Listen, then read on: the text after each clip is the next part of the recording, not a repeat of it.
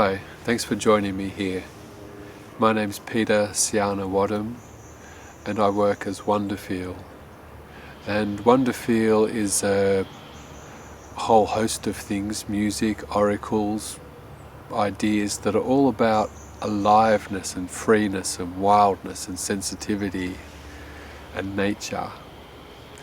And this talk is about depression and about accepting emotions as basically the alternative. How to accept emotions and the whole rationale that's led us into depression. Depression is a heavy, debilitating, de-energizing thing, and it comes from a lot of places like wanting to keep strong, needing to be there for other people, needing to keep a positive attitude, needing to keep on top of things, needing to avoid being bogged down or stuck in feelings or things that are going to stop us being there for others or stop us being there for themselves. But really turn that around, because when we think the other way around, when we think being there for myself means accepting who I am, means accepting the experience of me, and being there for myself means I'm going to be there for other people, because I'm going to be more alive, more active, more sensitive, more in tune. When I'm avoiding parts of who I am, I'm using a lot of energy. And when I'm allowing parts of who I am, I receive a lot of energy. But because my aliveness is a multifaceted gem, I'm sad sometimes, I'm happy sometimes, I'm intrigued sometimes, I'm overwhelmed sometimes, I'm despairing sometimes, I feel really blessed sometimes, I feel grateful. All these feelings are part of who I am as a living being. And when we get into the habit of trying to allow some feelings and avoid others, we stuff ourselves up. We're trying to block part of who I am. I'm trying to say that part of me is not okay. And it takes a lot of energy. When we turn the other direction and say, I embrace who I am, I allow who I am, I welcome the depth of my heart, I welcome the depth of my feeling, then we free a lot of energy. We just become more accepting of ourselves and more here, just more here. Human brains are pretty different from other animals in that the two halves do different jobs. The left half is really about deciding and choosing and setting courses and all things that are kind of rational, and this half's all about flowing and connection and relationship and everything that's about experience. And this half's become the boss. It said, I'm okay with that and I'm not okay with that. It's like a bouncer. And this side doesn't dominate. This side, its nature is not to dominate. This side, its nature is just to be, like water, just to flow.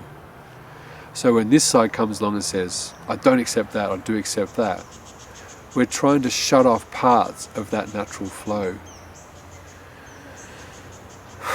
And this really is the problem with humanity.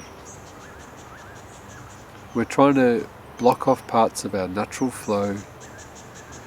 We're doing everything we can to forget that we have feelings inside, buying more stuff or distracting ourselves in whatever ways, always needing to be active, always needing to be on the go, forgetting that we're sensitive, doing things in the world that don't show sensitivity.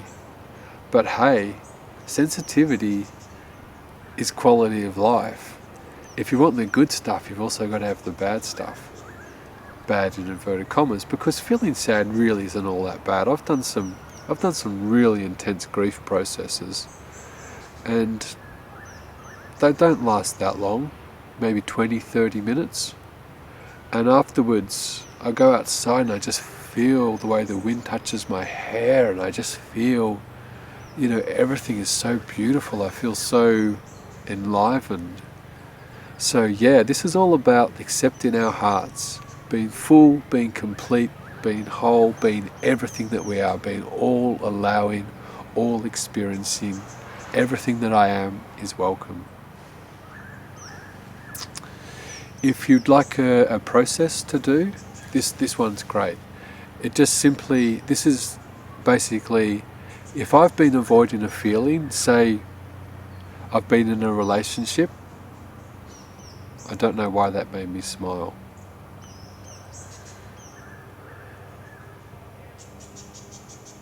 I suppose because when I've grieved relationships, it's been a really powerful and challenging thing. And I've done both strategies. I've done the strategy of let's try and avoid that pain, and I've done the strategy of I welcome that pain. And when I've avoided the pain, my life just doesn't come good for a long time. When I welcome that pain, I'm just brought into connection, I'm brought into being, I'm brought into aliveness. So okay, the example is I've lost a partner, and my conscious mind can go, oh, there's plenty more fish in the sea, oh, they weren't that right for me anyway, I'll find someone else, or I'll be okay by myself, or they're all nice things to say, sure, but if those things are blocking the reality that I feel grief, then I am betraying myself by occupying those headspaces. So yeah, here's my grief. I welcome it, I accept it. It's like a massive wave in the ocean that's going to smash through me. I'm going to feel shattered, I'm going to feel alone, I'm going to feel abandoned. And I want my mind to support me in that. I want my mind, if my mind wants to say, I'll never find anyone ever again who loves me, I'll never be able to love anyone ever again, I'm going to be alone for the rest of my life. If I want to do a process where I want to feel the deepest, darkest, unfelt feelings, then the mind is most helpful when it indulges that, when it is irrational. Sorry mind, I'm asking you to be irrational. But hey, the rational reason is because I want to be alive. So yeah, if I've lost a partner and I want to feel my grief, I am very soft with myself. That's the first principle. It's very important to be very soft and very gentle with myself. I accept myself, I accept my vulnerability, I accept my delicateness, I accept who I am, I accept what I feel.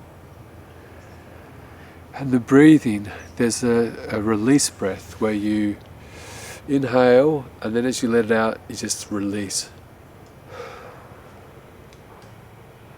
And that breath just connects us with feeling, connects us with connection.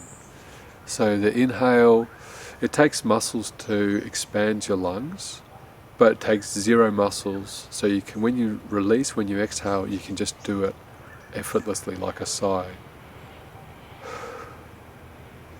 Inhale, exhale.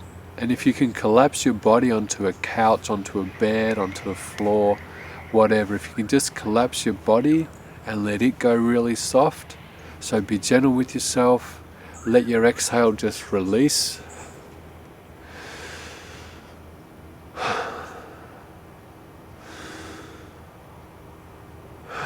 Imagine if you had a hot water bottle, no water in it, and you blow air into it. It's all blown up, and now I pull my finger out. That's what the lungs do.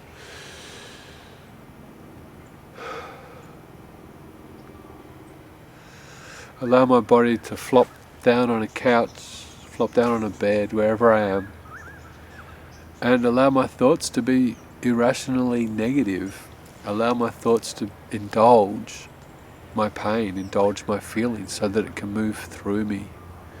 When I surrender wholly to that pain, A wave can come into me, can move through me. I can feel the agony of that loss. I can feel the agony of having my heart torn by that other person leaving me in my life, or me leaving them. That grief can be experienced wholeheartedly. And when you allow yourself to drop down into the bottom, there's always a turning point, because you've let it as a moving thing. You're letting the movement happen. You're unblocking. We're unblocking. We're dropping into something. We're letting it move. We're letting it flow through us. We're letting that pain, that agony flow through us. We're crying tears. We're crying tears gently. We're loving ourselves. And when we do that, we free ourselves. We are fully ourselves. So I'm dropping down, down, down, down, down, down, down. When I'm at the bottom, I'm still soft, I'm still gentle, I'm still allowing, I'm still letting it move. It's naturally going to move through me, and I'm naturally going to float back up on the other side. It might take 20 minutes, it might take 30 minutes, I don't know. Sometimes, personally, I even have a few days where I feel quite flat. But hey, it's okay. When it's dark moon, it's a great time to let yourself feel flat. That was one of the main things that I did for my depression, was to just, when it was dark moon, just let myself take it easy. No pressure, no expectation. Just take it easy for those 2 or 3 days before the new moon. It's a beautiful thing, allowing the cycle of wholeness, because trying to block that cycle is basically blocking aliveness. If you're trying to block sorrow, you're also blocking joy, because you can't, a river is a river. It flows wherever it wants to flow, and you can allow it and be it and experience it, or you can try and shut it down. So yeah, whoever's out there who's suffering, who's feeling that sense of blockage, this is a really, really beautiful way to shift it, to come back into aliveness. And if you're on medication, stay stable with that medication, and see the person that prescribed the medication to you about, perhaps if you're feeling more empowered with your emotions, then perhaps they can support you to gradually, step by step, lower it by, go down 20% for 2 or 3 weeks, go down 20% after that, go down 20% after that. So after a few months, you can gradually ease off it. It's really important with medication to be very responsible. And if you'd like to discuss these ideas with me, chuck a comment down underneath. You're welcome to contact me through the Wonderfeel website, and or the Facebook page. And I think that's about it. So yeah, I wish you well, I wish you fullness and aliveness, and I wish you self-trust. Because when we trust ourselves and trust our feelings, we can be really, really alive. Peace.